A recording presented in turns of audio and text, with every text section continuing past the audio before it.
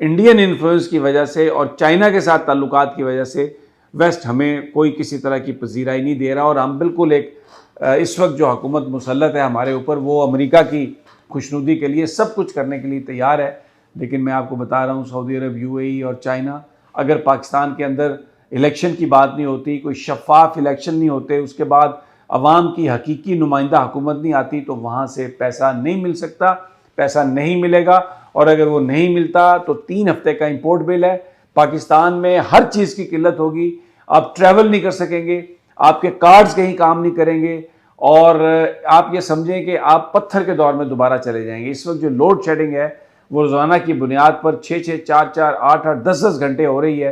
कारोबार को जो बंद करने का फैसला किया इस हुकूमत ने, उसके नतीजे में खरबों रुपए मुल्क की मईशत पर उसके असरात होंगे।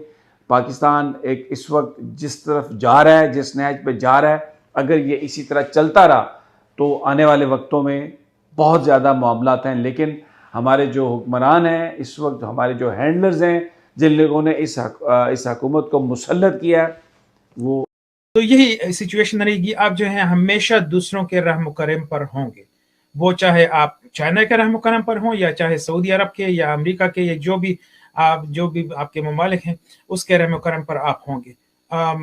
इससे निकलने का वाहिद तरीका यही है कि आप इकानमी को भी ओवरहाल करेंगे। अगर आप इकानमी को ओवरहाल नहीं करेंगे तो इसी तरह की सिचुएशन जो है ये जारी रहेगी। मतलब कब तक जो है वो दूसरे ममालिक आपको रेस्क्यू करते रहेंगे। आखिर में एक टाइम ऐसा आ जाएगा कि वो कह देंगे कि बस हम ये और नहीं कर सकते हैं इस तरह से। लेकिन इसमें ये मसला होता है कि जब आप दूसरों से इस तरह के कर्जे लेते रहते हैं अपने फॉरेन एक्सचेंज को बढ़ाने के लिए, तो जाहिर है आप जो है आपने भी उनके बातों को मानना होगा।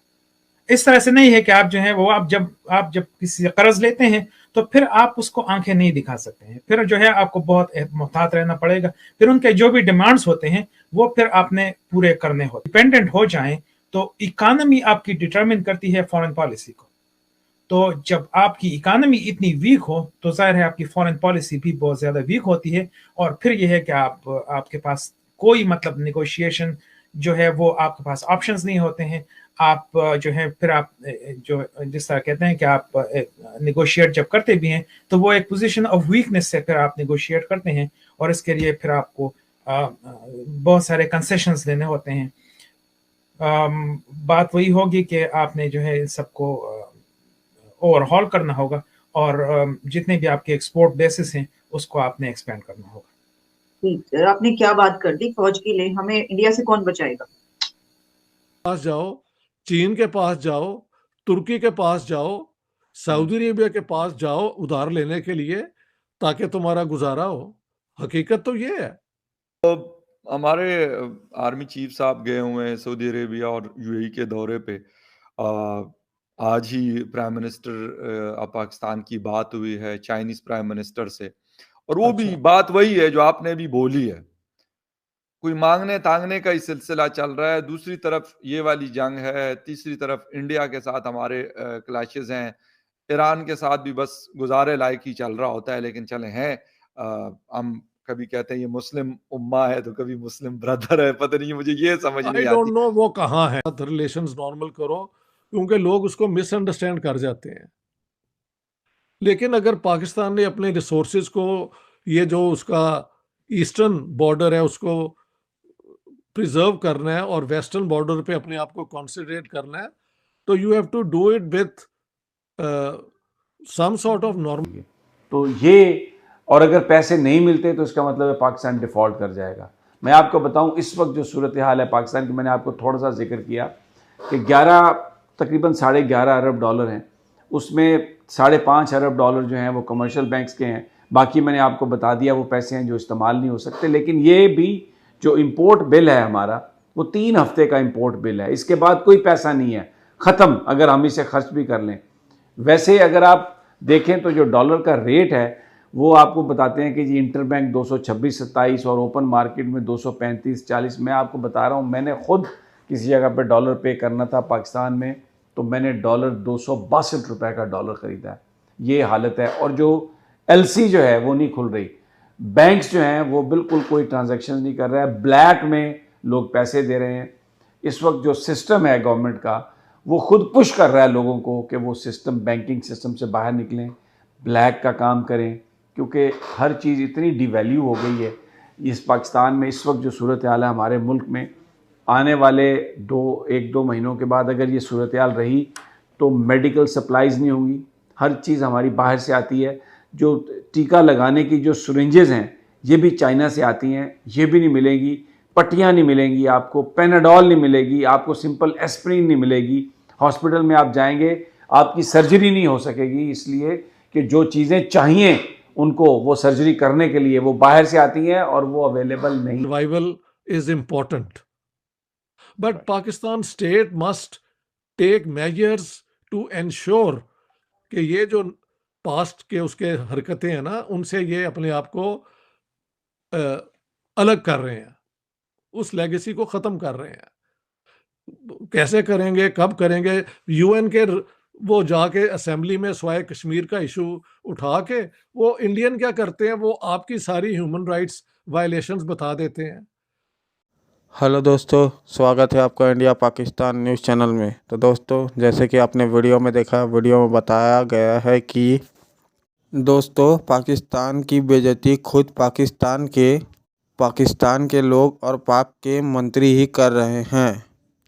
अपने देश को नीचा दिखाने में कोई कमी नहीं छोड़ते। पाकिस्तान इन दिनों गहरे आर्थिक संकट से जूझ रहा है। पाकिस्तान में चारों तरफ महंगाई के कारण हाहाकार मचा हुआ है। यहाँ तक कि खाने के लिए लोगों को रोटी तक नसीब नहीं हो रही है। चाइना तो वैसे ही पाकिस्तान का दोस्त रहा है, लेकिन ऐसे मौके पर उससे ज़्यादा पाकिस्तान की मदद सऊदी अरब करता है। अब सऊदी अरब ने एक बार फिर पाकिस्तान की आर्थिक मदद करने की घोषणा की है। इससे पहले भी राहत पैकेज के नाम पर सऊदी अरब अब तक अरबों रुपए पाकिस्तान को राहत के नाम पर दे चुका है। साथ ही वह यहां बहुत ज़्यादा इन्वेस्ट भी कर चुका है।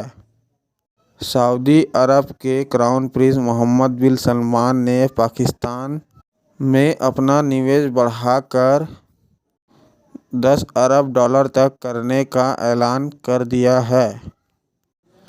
क्राउन प्रिंस मोहम्मद बिन सलमान ने पाकिस्तान के राहत कोष को, विकास कोष को पाकिस्तान के सेंट्रल बैंक में सऊदी की जमा रकम को बढ़ाकर $5 अरब तक करने की स्टडी भी करने को कहा है। उन्होंने इससे पहले भी 2022 के अगस्त में भी पाकिस्तान में निवेश की घोषणा की थी। इसके बाद दिसंबर में केंद्रीय बैंक के सऊदी अरब की तरफ से जमा रकम को बढ़ाया गया था। और यह भी दोस्तों पाकिस्तान के आर्मी प्रमुख जनरल सईद आसिम मुनीर लेने गए हैं। वो इस समय सऊदी अरब के दौरे पर हैं। वो पिछले हफ्ते ही सऊदी अरब गए थे। सोमवार को उन्होंने सऊदी अरब के क्राउन प्रिंस मोहम्मद बिन सलमान से मुलाकात की थी और भीख मांगी थी। तो दोस्तों, अगर आपको ऐसी वीडियो देखना पसंद है तो हमारे चैनल को सब्सक्राइब करें और वीडियो को लाइक करना ना भूलें। धन्यवाद। जय हिंद, जय भारत।